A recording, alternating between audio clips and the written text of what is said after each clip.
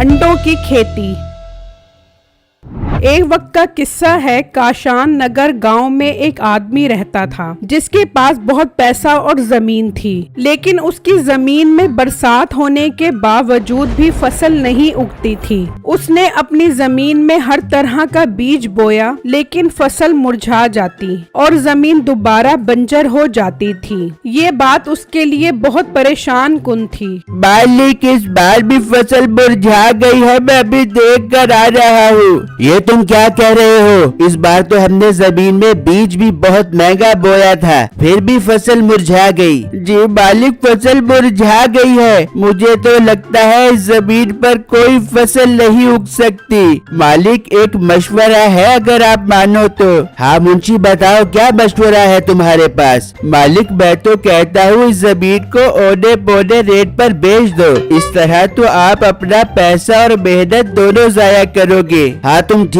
कह रहे हो। जमीन पर लिखकर लगा दो कि ये जमीन बराए फरोख्त है। फिर मुंशी ऐसा ही करता है और जमीन पर लिखकर लगा देता है। इस तरह कई दिन गुजर जाते हैं। फिर एक आदमी की नजर उस पर पड़ती है। वो जमीन देखकर बहुत खुश हो जाता है और जाकर ये खबर अपने भाई को बताता है। बैठे भाई, अपना काम बन गया। 7 वाले गाँव में एक जमीन बराए फरोख्त है। कमाल की जमीन है। मैं तो कहता हूँ फौरन इसका सौदा बना लो, इससे पहले कि वो जमीन कोई और ले जाए। ओ भाई, क्या तू हर काम में हाड़ा हुड़ी मचा देता है? पहले भी तेरे कहने पर कचौरी के पत्तों में पैसा डाला था, सारा पैसा डूब गया। ओ भाई, वो कचौरी के पत्ते थे, ये जमीन है। और जमीन कीमत बढ़ाती है, कम नहीं करती। सही मशवरा दे रहा हूँ, बहुत फायदा उठाओगे। चल फिर तू जमीन के मालिक का पता लगा, आज शाम में ही उसके पास चलते हैं। फिर मीठे का भाई उस जमीन के मालिक का पता लगाता है और वो शाम में ही उसके पास पहुंच जाते हैं। जी सेठ साहब, मैंने सुना है आप अपनी जमीन बेच रहे हो। हाँ तुमने बिल्कुल ठीक सुना है। हम ये गांव छोड़कर जा रहे हैं, इसलिए सोचा कि ये जमीन भी सेल कर दें। बहुत अच्छा सोचा है आपने। आजकल तो वैसे भी जमीनों पर बहुत कब्जे हो रहे हैं, हमें तो जमीन खरीदते हुए बहुत डर लग रहा है। ये सुनकर जमीन का मालिक डर जाता है और कहता है, नहीं भाई, तुम्हें डरने की जरूरत नहीं है। तुम ये जमीन खरीद लो, मैं तुम्हें सस्ती दे दूंगा। सस्ती? कितनी सस्ती दे दोगे तुम जमीन मुझे? मैं तुम्हें 5 लाख रुपए की दे दूंगा। मीठा ये सुनकर खुश हो जाता है और कहता है, 5 लाख रुपए बहुत ज्यादा है। अगर देनी है तो 3 लाख रुपए में दे दो, वरना हम जा रहे हैं। चल छोटे, चल यहाँ से। नहीं, 3 लाख रुपए में सौदा पक्का। तुम 3 लाख रुपए की जमीन ले लो। ठीक है सेठ साहब, हम कल आपको 3 लाख रुपए दे देंगे।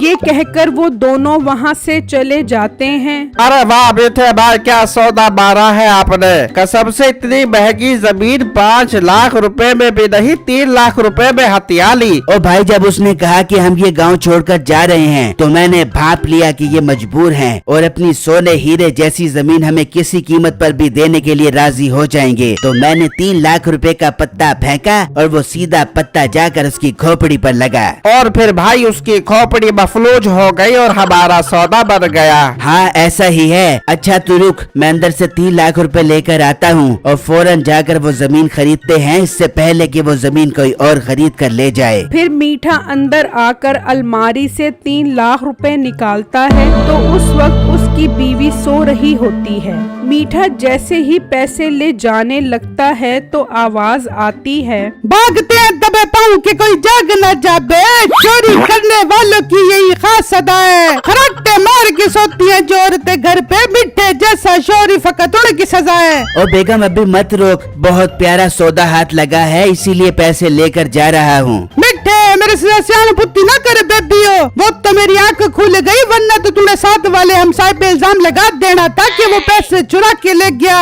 ओ बेगम ऐसी कोई बात नहीं है, एक बहुत अच्छी और सस्ती जमीन मिल रही है 3 लाख रुपए में, वही खरीदने जा रहा हूँ। कसम से अपने भाग खुल गए हैं।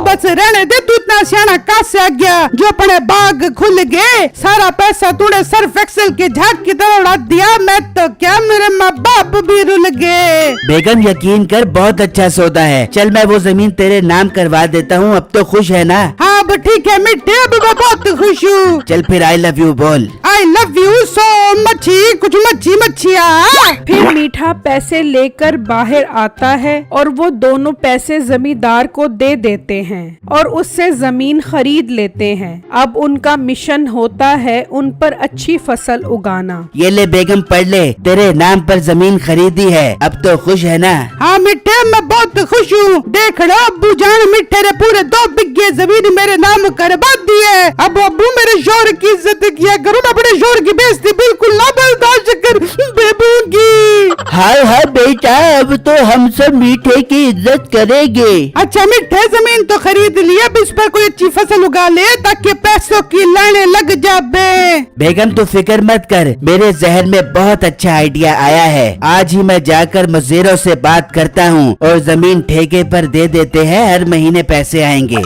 वाह मिठे, बहुत प्यारी बात की है। चल भाग के जाओ, जाके जमीन को ठेके पे देख के आ जा। फिर मीठा और उसका भाई साथ वाले गांव में बिट्टू नामी लड़के के पास जाते हैं और उसे जमीन ठेके पर देने का कहते हैं। बिट्टू ये सुनकर खुश हो जाता है और ये बात अपने बाप को बताता है।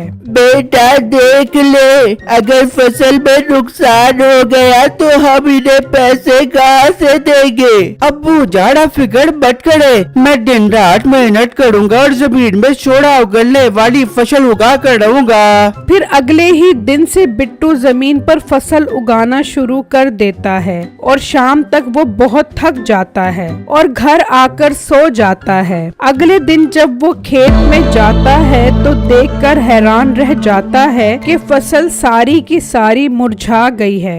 बिट्टू समझ जाता है कि ये जमीन किसी भी किस्म की फसल नहीं उगा सकती। वो ये बात जाकर मीठे को बताता है तो मीठा कहता है, ओ मोटे पेट वाले, मैंने तुझे जमीन ठेके पर दी थी, अब वो फसल उगाए या ना उगाए मुझे कुछ नहीं पता। मुझे तो बस मेरी जमीन के पैसे चाहिए, वरना मैं तेरा जीना हराम कर दूंगा। बिट्टू ये बात सुनकर बहुत परेशान हो जाता है और अपने बाप को ये बात बताता है। उसका बाप ये सदमा बर्दाश्त नहीं कर पाता और बेहोश हो जाता है। अब्बू जाड़ आंखें खोले, अब्बू जाड़ आपको क्या हो गया है? अब्बू जाड़। बिट्टू परेशानी में गांव के हकीम के पास जाता है। हकीम साहब जल्दी चले, मेरे अब्बू की तबीयत बहुत खराब हो गई है, जल्दी हमारे शहर चले हकीम साहब। हकीम साहब बिट्टू के साथ घर आते हैं और उसके बाप को देखते हैं। लगता है इन्होंने कोई बहुत बड़ा सदमा लिया है जो इनकी हालत ऐसी हो गई है। जी हकीम साहब, हम गरीब लोगों की किस्मत में तो बस परेशानी ही परेशानी है। फिर बिट्टू हकीम साहब को सारी बातें बताता है और इतनी ही देर में बाहर से आवाज आती है,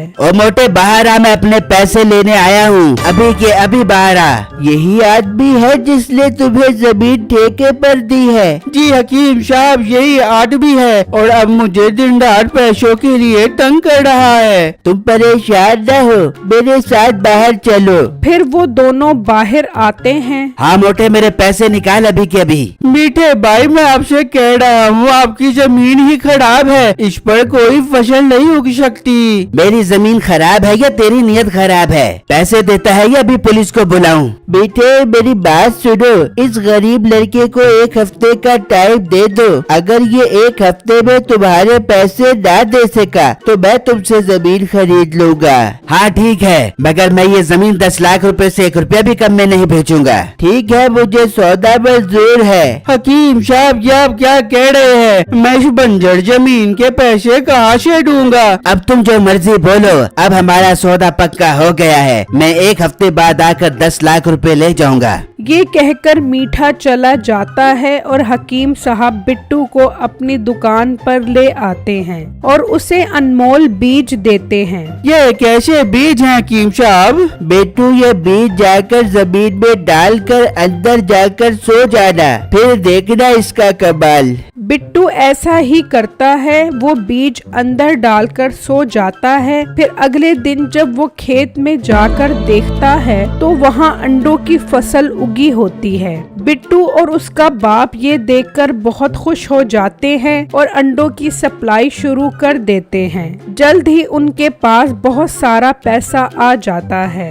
बिट्टू उनमें से 10 लाख रुपए हकीम साहब को देता है और उनका शुक्रिया अदा करता है। फिर मीठा मीठा वादे के मुताबिक हकीम साहब के पास आता है और उनसे 10 लाख रुपए लेकर जमीन के कागजात उनके नाम कर देता है। आई लव यू हकीम साहब, जो आपने इतनी गंदी जमीन मुझसे 10 लाख रुपए में ले ली। कोई बात नहीं बेटा, ये तो मेरी किस्मत है। तू है ऐसी किस्मत पर। और एक बात और सुनो, ये गंदी जमीन मैंने 3 लाख रुपए में खरीदी थी और तुमने बेवकूफों की तरह मुझसे 10 लाख रुपए में खरीद कर मुझे 7 लाख रुपए का प्रॉफिट करवा दिया। बेटा तुम वो जमीन मुझे बेचकर नुकसान में ही रहे हो, जरा एक दफा जाकर तो देखो।